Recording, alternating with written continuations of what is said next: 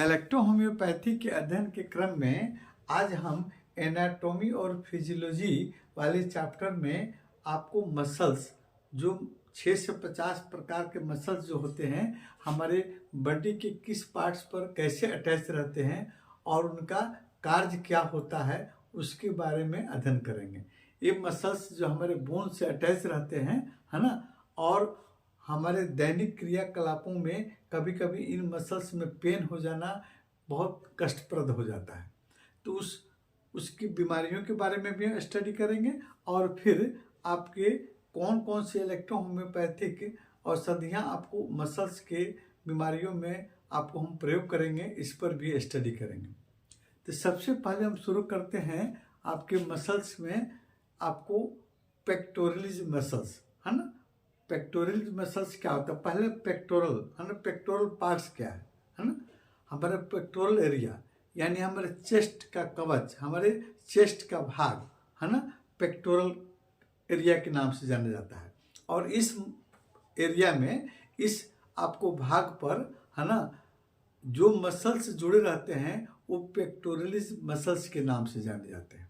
और ये pectoral muscles आपको 4 प्रकार के होते हैं हमारे चेस्ट पर, लेकिन हम major muscles 2 pectoralis major muscles और पेक्टोरलिस माइनर आपको मसल्स के बारे में स्टडी करेंगे।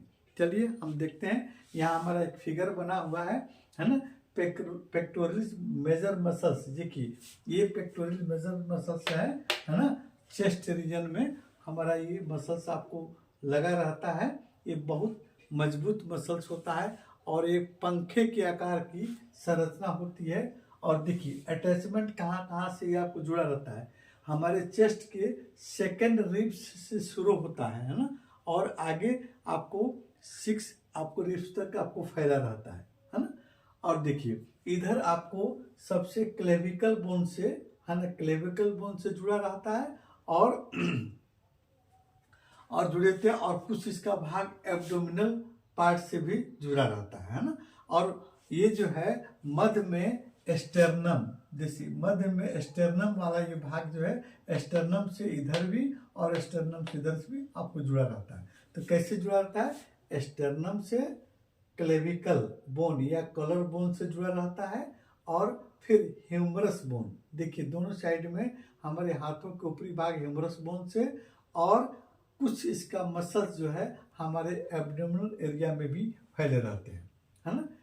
अब देखिए ये सेकेंड रिब्स से शुरू होकर आपको 6 रिब्स तक आपको फैला रहता है मेजर मसल्स आपके हमारे चेस्ट का, है ना।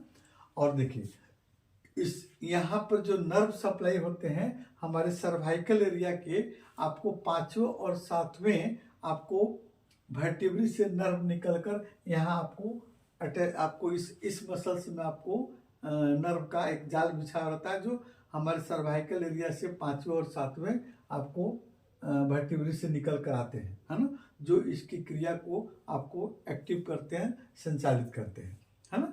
अब देखते हैं आपको इसका फंक्शन क्या होता है। ये आपको मसल्स जो हैं हमारे कंधों को हिलाने में और हमारे हाथों को रोटेट करने में मदद करते हैं। साथ साथ में आपको ये मसल जो हैंड के चेस्ट की ओर, है ना, हैंड को चेस्ट की ओर खींचने के लिए भी मदद करता है।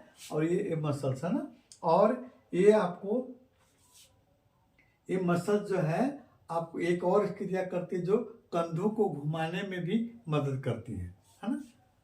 अब इसके बाद देखते हैं एक और है आपको पेक्टोरलिस, आपको माइनर आपको मसल्स। इसके पहले हम देखते हैं पेक्टोरल मेजर मसल्स के बारे में हमने देखा कहाँ कहाँ से अटैचमेंट होता है ना। और एक पेक्टोरल मेजर मसल्स जो है आपको पेक्टोरल आपको माइनर मसल्स जो है मेजर मसल्स के नीचे होता है ना, नीचे लगा रहता है।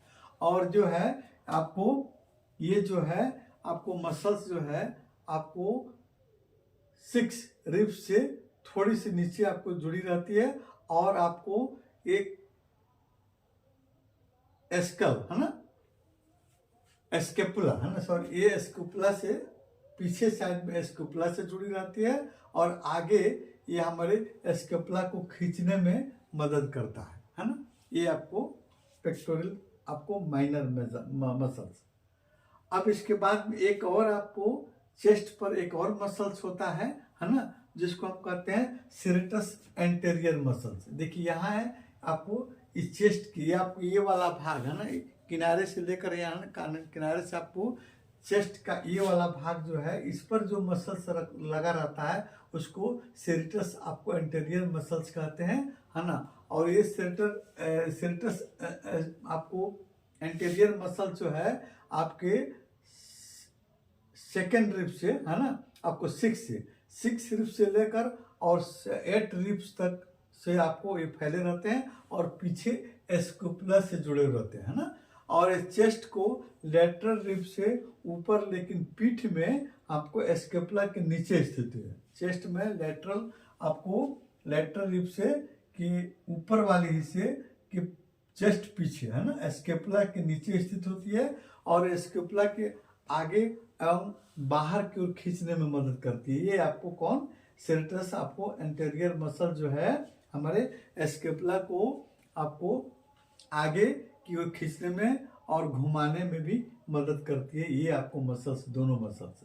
अब देखते हैं इलेक्ट्रोहोम्योपैथ में आपको इन मसल्स पर काम करने वाली औषधियाँ जो है, सबसे पहले S3, है ना, उसके बाद में S5, C5, S6 और WE आपको इस तरह के मसल्स में आपको काम करती हैं। देखिए मसल्स में पेन कब होता है, या तो इन मसल्स में चोट लग गया हो, है ना, या कभी कभी आपको सर्वाइकल एरिया से जो नर्व का सप्लाई इसमें होता है ना, वहाँ से भी आपको दिक्कत होने पर, वहाँ पर नर्व अगर चिप रहा है तब इस मसल्स में भी पेन हो सकता है। कभी चोट लगने या कोई ज़्यादा एक्सरसाइज करने या भारी चीज उठाने के फलस्वरूप भी इस मसल्स में आपको पेन हो सकता है। तो आप इस मसल्स के पेन को आप इलेक्ट्रिसिटी से भी दूर कर सकते हैं।